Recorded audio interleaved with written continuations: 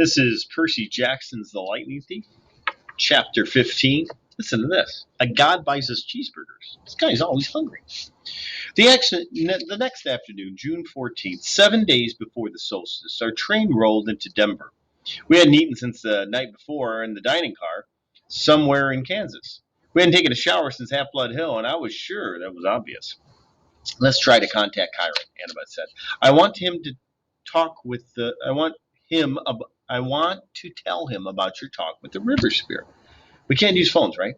I'm not talking about phones. We wandered through downtown for about a half an hour, though I wasn't sure what Annabeth was looking for. The air was dry and hot, which felt weird after the humidity of St. Louis.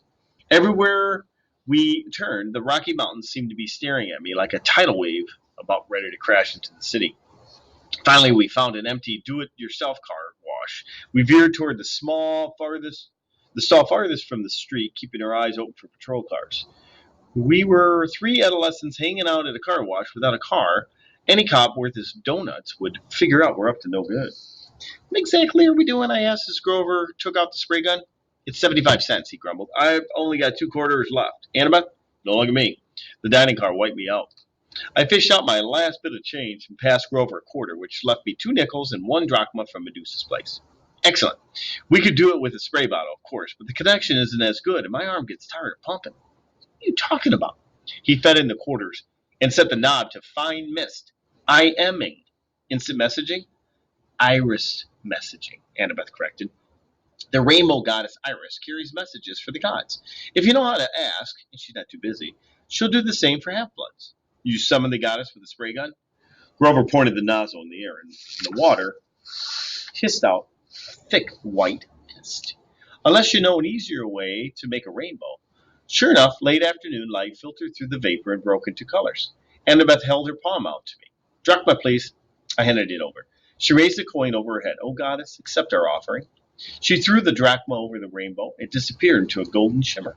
Half-Blood Hill, Annabeth requested. For a moment, nothing happened. Then I was looking through a mist at Strawberry Fields and the Long Island Sound in the distance. We seemed to be at the porch of the big house. Standing with his back to us at the railing was a sandy-haired guy in shorts and orange tank top. He was holding a brown sword and seemed to be staring intently at something down at the meadow. Luke, I called. He turned, eyes wide. I could swear he was standing 3 feet in front of me through a screen of mist, except I only see the part of him that appeared in the rainbow. Percy! His scared face broke into a grin. Is that Annabeth too? Thank the gods. You guys okay? We're fine, Annabeth stammered. She was madly straightening her dirty t-shirt, trying to comb her loose hair out of her face. We thought he's down at the cabins. Luke's smile faded. We're having some issues with the campers. Listen, is everything cool with you guys? Is Grover all right? I'm right here, Grover called. He held the nozzle out to one side and stepped into Luke's line of vision. What kind of issues? Just then, a big Lincoln Continental pulled up into the car wash with the stereo turned up to maximum hip-hop. Boom, boom, boom, boom. As the car slid to the next stall, the bass from the subwoofers vibrated so much it shook the pavement. Chiron had to. What's that noise? Luke yelled. I'll take care of it. Annabeth yelled back, looking very relieved to have an excuse to get out of his sight. Grover, come on. What? Grover said, but give Percy the nozzle and come on, she ordered. Grover muttered something about girls being harder to understand than the Oracle at Delphi. Then he handed me the spray gun and followed Annabeth. I readjusted the hose so I could keep the rainbow going and still see Luke.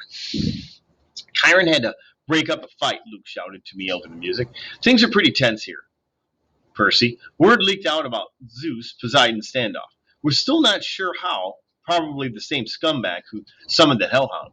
Now the campers are starting to take sides. It's shaping up like a Trojan War all over again. Aphrodite, Ares, and Apollo are backing Poseidon.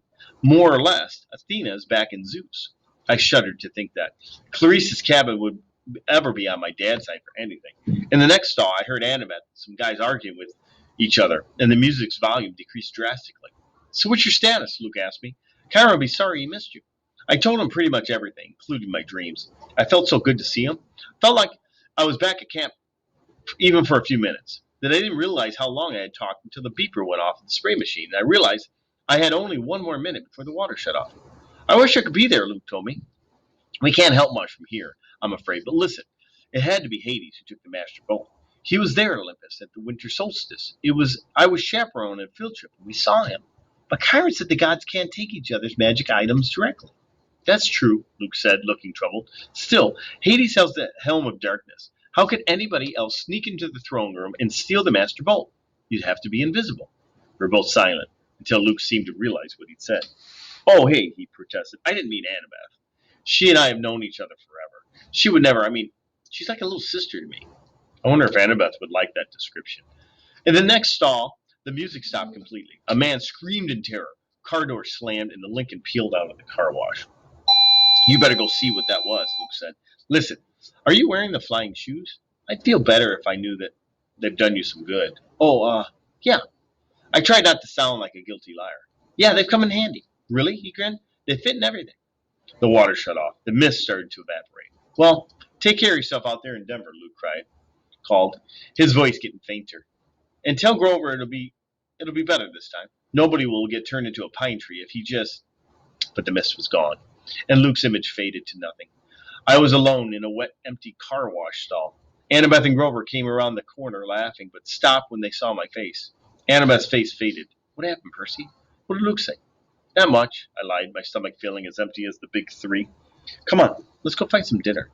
A few minutes later, we were sitting in a booth in a gleaming chrome diner. All around us, families were eating burgers, drinking malts and sodas. I think this guy's coming up. That's pretty cool. Finally, the waitress came over. She raised her eyebrows skeptically. Well, I said, we want to order dinner. You kids have money to pay for it? Grover's lip quivered. I was afraid he would start bleeding or worse, start eating the linoleum. Annabeth looked ready to pass out from hunger. I was trying to think up a sob story for the waitress when a rumble shook the whole building. A motorcycle the size of a baby elephant had pulled up to the curb. A conversation in the diner stopped. The motorcycle's headlight glared red. Its gas tank had flames painted on it and a shotgun holster riveted to each side, complete with shotguns. The seat was leather, but leather that looked, well, like Caucasian human skin. The guy on the bike would have made pro wrestlers run for mama. He was dressed in a red muscle shirt and black jeans and a black leather duster with a hunting knife strapped to his thigh. He wore red wraparound shades and he had the cruelest, most brutal face I'd ever seen. Handsome, I guess, but wicked, with an oily black crew cut and cheeks that were scarred from many, many fights. The weird thing was, I felt like I'd seen his face before. Let's look at that picture again.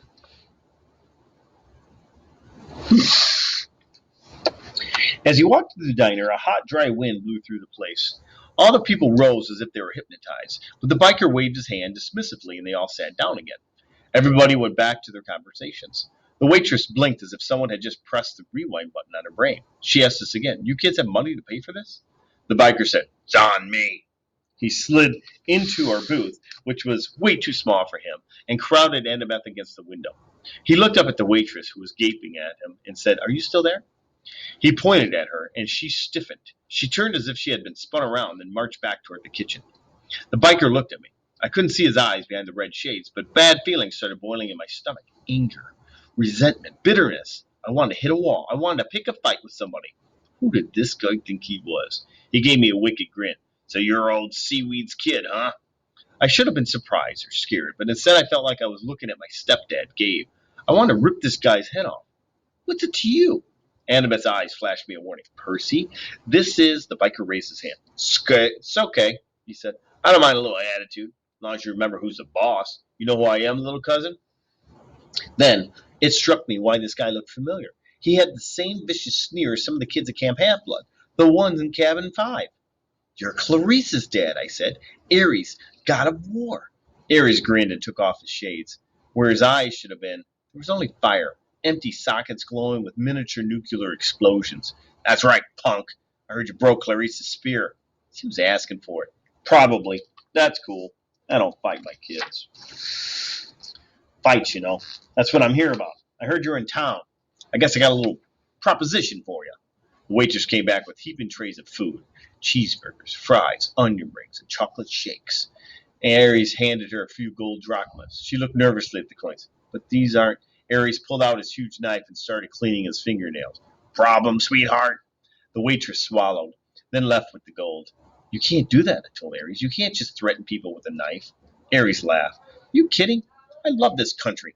Best place in Sparta. Don't you carry a weapon, punk? You should. Dangerous world out there. But Which brings me to my proposition. I need you to do me a favor. What favor could I do for a god? Something a god doesn't have time to do himself. Nothing much. Left my shield at an abandoned water park here in town. I was going on a little date with my girlfriend. We were interrupted. I left my shield behind. I want you to fetch it for me. Why don't you go back and get it yourself? Fire in his eye socket glowed a little hotter. Why don't I turn you into a prairie dog, run you over with my Harley? Because I don't feel like it. God has given you an opportunity to prove yourself, Percy Jackson, or you prove yourself a coward. He leaned forward. Or maybe you only fight when there's a river to dive into so your daddy can protect you. I wanted to punch this guy, but somehow I knew he was waiting for that. Ares' power was causing my anger. He'd love it if I attacked. I didn't want to give him the satisfaction. We're not interested, I said. We've already got a quest. Ares' fiery eyes made me see things I didn't want to see. Blood and smoke and corpses on the battlefield. I know all about your quest, punk. When that item was first stolen, Zeus sent his best out looking for it. Apollo, Athena, Artemis, and me, naturally. If I couldn't sniff out a weapon that powerful, he licked his lips, as if the very thought of the Master Ball made him hungry. Well, if I couldn't find it, you got no hope. Nevertheless, I'm trying to give you the benefit of the doubt. Your dad and I go way back.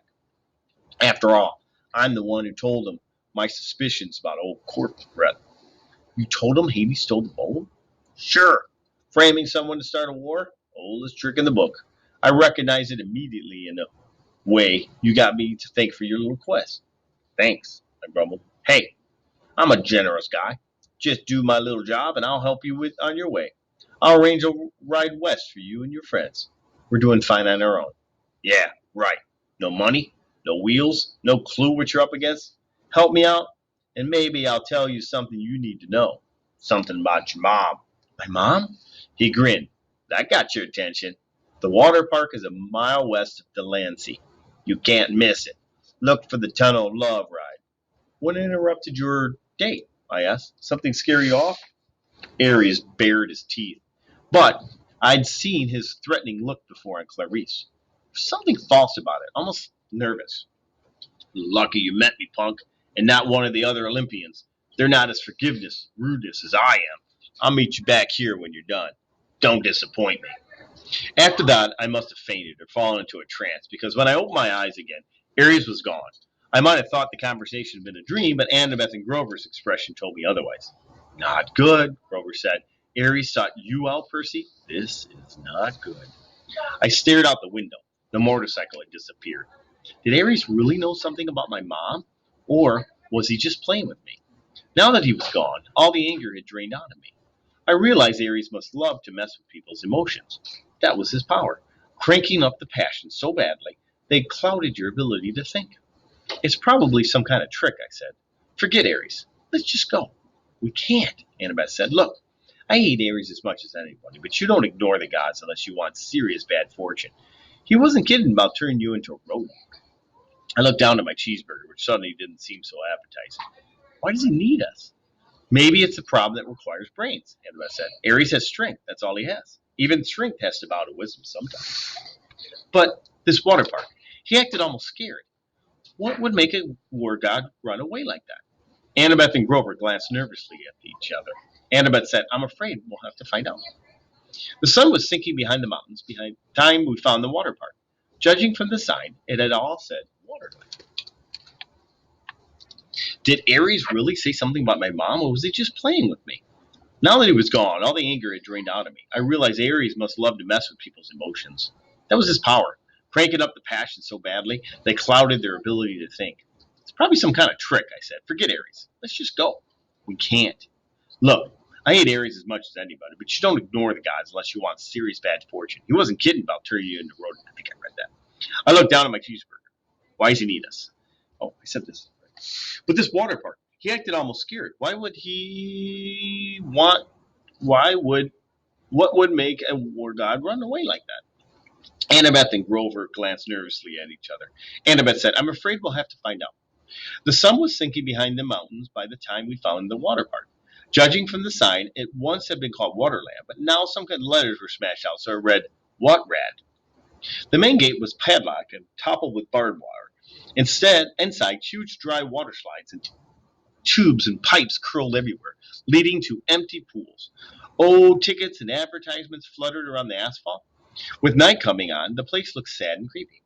If Aries brings his girlfriend here for a date, I said, staring up at the barbed wire, I'd hate to see what she looks like. Percy, be more respectful, Annabeth warned. Why? I thought you hated Aries. He's still God, and his girlfriend is very temperamental. You don't want to insult her looks, Grover added. Who is she, Echinidna? No, Aphrodite, Grover said a little dreamily. Goddess of love. I thought she was married to somebody else. Hephaestus? What's your point? Oh, I suddenly felt like the need to change the subject. So how do we get in? Maya! Grover's shoes sprouted wings. He flew over the fence, did an unintended somersault in midair, and then stumbled to a landing on the opposite side. He dusted off his jeans as if he planned the whole thing. You guys coming? Annabeth and I had to climb the old-fashioned way, holding down the barbed wire for each other as we crawled over the top. The shadows grew long as we walked through the park, checking out the attractions. There's Ankle Glider Island, head over Wedgie, and dude, where's my swimsuit? No monsters came to get us. Nothing made the slightest noise.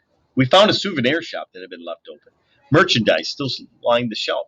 Snow globes, pencils, postcards, and racks of clothes. Fresh clothes, Annabeth said. Yeah, but you can't just watch me. She snagged an entire row of stuff on the racks and disappeared into the changing room. A few minutes later, she came out in Waterland flower print shorts, a big red Waterland t-shirt, and commemorative Waterland surf shoes. A Waterland backpack was slung over her shoulder, obviously stuffed with more goodies. What the heck? Soon, all three of us were decked out like walking advertisements for the defunct theme park. We continued searching for the Tunnel of Love. I got the feeling that the whole park was holding its breath. So Aries and Aphrodite, I said, to keep my mind off the growing dark. They have a thing going? That's old gossip, Annabeth told me. 3,000-year-old gossip. What about Aphrodite's husband? Well, she said, Hephaestus, the blacksmith, he was crippled when he was a baby, thrown off Mount Olympus by Zeus, so he isn't exactly handsome. Clever with his hands and all, but Aphrodite isn't into brains and talent. She likes bikers. Whatever. Hephaestus knows? Oh, sure. He caught them once. I mean, literally caught them in a golden net and invited all the gods to come and laugh at them. Hephaestus is always trying to embarrass them. That's why they meet out of town places like, she stopped looking straight ahead, like that. In front of us was an empty pool that would have been awesome for skateboarding. It was at least 50 yards across and shaped like a bowl. Around the rim, a dozen bronze statues of Cupid stood guard with wings spread and bows ready to fire. On the opposite side from us, a tunnel opened up, probably where the water flowed into the pool was full. The sign above it read, Thrill Ride of Love. This is not your parents' tunnel of love. Grover kept toward the edge. Guys, look. Marooned at the bottom of the pool was a pink and white two-seater boat with a canopy over the top, with little hearts painted all over it. In the left seat, glinted in the faded light, was Ares' shield, a polished circle of bronze. This is too easy, I said, so we just walk down there and get it? Annabeth ran her fingers along the base of the nearest Cupid statue. There's a Greek letter carved there, she said. E-T-A. I wonder. Grover, you smell any monsters? He sniffed the wind. Nothing.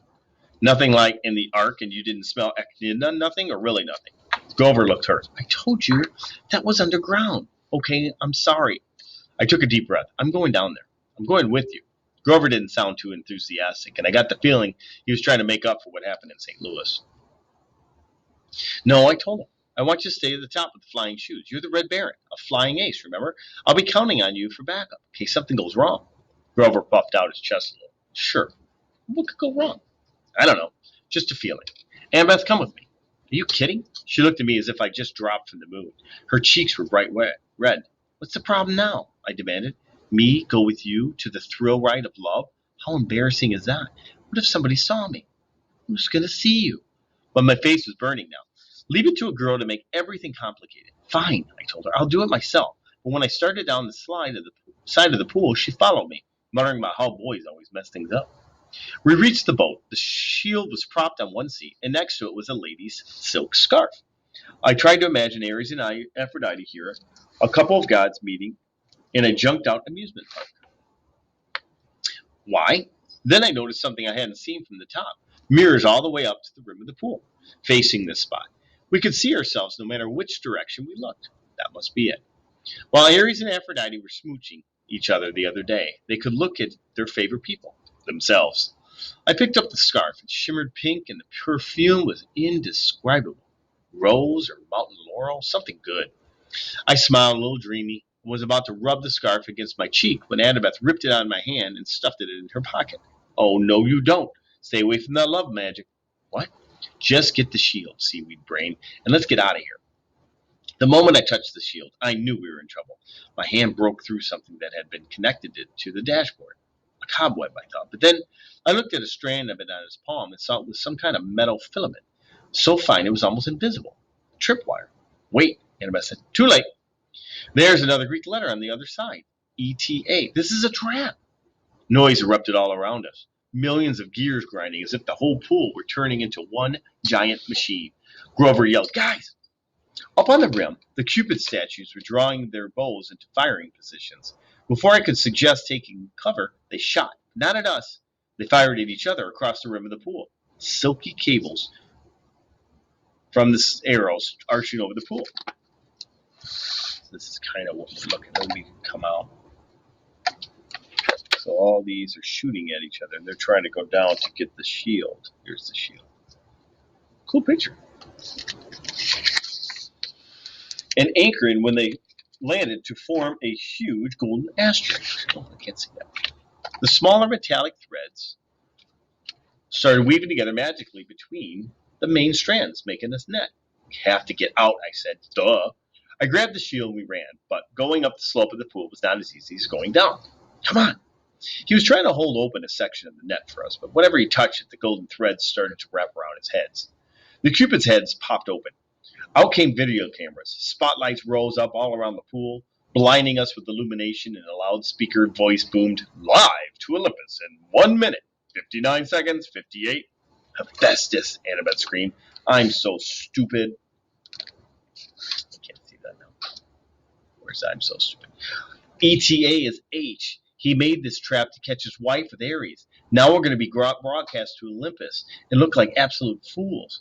We almost made it to the rim when the row of mirrors opened like hatches and thousands of tiny metallic things poured out. Annabeth screamed. It was an army of wind-up creepy crawlies, bronze-geared bodies, spindled legs, little pincher mouths, all scuttling toward us, the wave of clacking, whirling metal. Spiders! Annabeth said, Spiders! I'd never seen her like this before. She fell backward in terror and almost got overwhelmed by the spider robots before I pulled her up and dragged her back to the boat. The things were coming out from all around the rim now, millions of them flooding toward the center of the pool, completely surrounding us. I told myself they weren't programmed to kill, just corral us and bite us and make us look stupid. Then again, this was a trap meant for gods, and we weren't gods. Annabeth and I climbed into the boat. I started kicking away the spiders as they swarmed above. I yelled at Annabeth to help, but she was too paralyzed to do much more than scream. 30, 29, called the loudspeaker. The spiders started spitting out strands of metal thread, trying to tie us down. The strands were easy enough to break at first, but then there were so many of them, and the spiders just kept coming. I kicked one away from Annabeth's legs, and its pinchers took a chunk out of my new surf shoe. Grover hovered over the pool in his flying sneakers, trying to pull the net loose, but it wouldn't budge. Think, I told myself, think. The tunnel of love interest was under the net. We could use it as an exit, except that it was blocked by a million robot spiders. 15. 14, the loudspeaker called. Water, I thought. Where does the ride's water come from? Then I saw them. Huge water pipes behind the mirrors, where the spiders had come from, and up to above the net, next to one of Cupid's. A glass window booth that must have been the controller station. Grover, get into that booth. Find the on switch. But do it. It was a crazy hole. It was our only chance. The spiders were all over the prow of the boat now. Annabeth was screaming her head off. I had to get out of here. I had to get us out of there.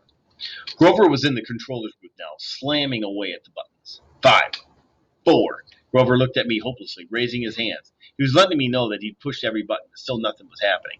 I closed my eyes and thought about waves, rushing water, the Mississippi River. I felt the familiar tug in my gut. I tried to imagine that I was dragging the ocean all the way to Denver. 2, 1, 0. Water exploded out of the pipes. It roared into the pool, sweeping away the spiders. I pulled Annabeth into the seat next to me and fastened her seatbelt just as the tidal wave slammed into our boat over the top, whisking the spiders away and dousing us completely, but not capsizing us. The boat turned, lifting in the flood, and spun its circles around the whirlpool. The water was full of short-circuiting spiders, some of them smashing against the pool's concrete wall with such force they burst. Spotlights glared down at us. The Cupid cams were rolling live to Olympus. But I could only concentrate on controlling the boat. I willed it to ride the current, to keep away from the wall. Maybe it was my imagination, but the boat seemed to respond. At least it didn't break into a million pieces. We spun around one last time, the water level now almost high enough to shred us against the metal net. Then the boat's nose turned around the tunnel and we rocketed through into the darkness. Annabeth and I held tight, both of us screaming at the boat, shot curls and hugged corners and took 45-degree plunges past pictures of Romeo and Juliet and a bunch of other Valentine's Day stuff. Then we were out of the tunnel, the night air whistling through our hair, and the boat barreled straight through to the exit. If the ride had been in working order, we would have sailed off the ramp between the Golden Gates of Love and splashed down safely in the exit pool. But there was a problem. The gates of love were chained. Two boats that had been washed out of the tunnel before we were now piled up in the barricade. One submerged, the other cracked in half. Unfasten your seatbelt, I yelled at Annabeth. You crazy? Unless you want to get smashed to death. I strapped Ares' shield to my arm. We're going to have to jump for it. My idea was simple and insane. As the boat struck, we would use its force like a springboard to jump the gate. I've heard of people surviving car crashes that way, getting thrown 30 or 40 feet from an accident. With luck, we would land in the pool. Annabeth seemed to understand. She gripped my hand as the gates got closer. On my mark, I said. No, on my mark, she said. What? Simple physics. Force times the trajectory angle. Fine, I shouted. On your mark. She hesitated, then yelled, now! Crack! Annabeth was right. If we jumped when I thought we should have, we would have crashed into the gates. She got us maximum lift. Unfortunately, that was a little more than we needed. Our boat smashed into the pileup, and we were thrown into the air, straight over the gates, over the pool, and down towards solid asphalt. Something grabbed me from behind. Annabeth yelled, ouch! Grover. In midair, he had grabbed me by the shirt and Annabeth by the arm. It was trying to pull us out of a crash landing, but Annabeth and I had all the momentum. You're too heavy, Grover said. We're going down. We spiraled toward the ground, Grover doing his best to slow the fall. We smashed into a photo board, Grover's head going straight into the hole where tourists would put their faces, pretending to be Nunu, the friendly whale. Annabeth and I tumbled to the ground, banged up but alive. Ares' shield was still on my arm. Once we caught our breath, Annabeth and I got Grover out to the photo board and thanked him for saving our lives. I looked back at the thrill ride of love. The water was subsiding. Our boat had been smashed to pieces against the gates. 100 yards away, at the entrance pool, the Cupids were still filming. The statues had swiveled so that the cameras were trained straight on us to the spotlights of our faces. Show's over, I yelled. Thank you. Good night. The Cupids turned back to their original positions. The lights shut off. The park was quiet and dark again, except for the gentle trickle of water into the thrill ride of love's exit pool. I wondered if Olympus had gone to commercial break, or if our ratings had been any good. I hated being teased. I hated being tricked, and I had plenty of experiences handling bullies who liked to do that stuff to me. I hefted the shield on my arm and turned to my friends. We need to have a talk, Ares. Let's go out a little bit so you can see the whole thing. Pretty cool. A lot of action. I wish I could see this in a movie. I believe that's it. Yep. It was a long one.